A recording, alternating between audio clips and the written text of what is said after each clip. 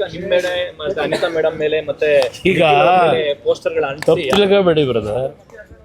ನಾನು ಈ ರಾಜ್ಯದ ಮುಖ್ಯಮಂತ್ರಿಗಳಾದ ಮೇಲಾದರೂ ಇದೆಂಥವು ಬ್ಲೂ ಫಿಲಮ್ ಮಾಡಿಸೋದು, ಪೋಸ್ಟ್ ಅಂಟಿಸೋದು ಇದೆಲ್ಲ ಬಿಡ್ತಾರೆ ಅದನ್ನು ಅಂತ ಅಂದ್ಕೊಂಡಿದ್ದೆ. ಆ ಕೈಯಲ್ಲಿ ಇನ್ನೂ ಹೋಗಿಲ್ಲ.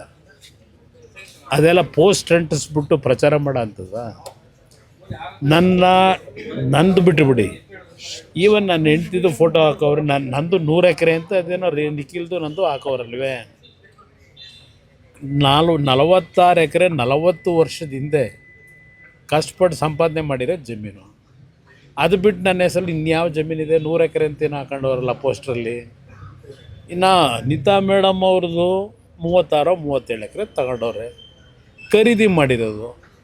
ಖರೀದಿ ಮಾಡಿರೋ ಜಮೀನ ಯಾವನೋ ಪೋಸ್ಟ್ ಹಾಕ್ಕೊಂಡು ಅವ್ರ ಹೆಸ್ರಿನಲ್ಲಿ ಹಾಕ್ಬಿಟ್ಟು ನನಗೆ ಜಮೀನು ಕೊಡಿಂದರೆ, ಬೆನಗಾನಹಳ್ಳಿಲಿ ಸತ್ತೋದವ್ರು ಹೆಬ್ಬೆಟ್ಟು ತೋರಿಸಿ ಜಮೀನು ತಗೊಂಡಂಥ ವ್ಯಕ್ತಿ ಈ ಪೋಸ್ಟನ್ನ ಈಗ ಅವ್ರ ಬೆಂಬಲಿಗೆ ಹೇಳಿ ಹಾಕ್ಸ್ಕೊಂಡು ಇದರಲ್ಲಿ ಪ್ರಚಾರ ಮಾಡ್ತೀನಿ ಅಂದರೆ ಜನ ನಂಬ್ತಾರ? ಮುಖ್ಯಮಂತ್ರಿ ಆದಾಗಲಾದರೂ ಒಂದು ಸ್ಟ್ಯಾಂಡರ್ಡ್ ಬೇಡವಾ?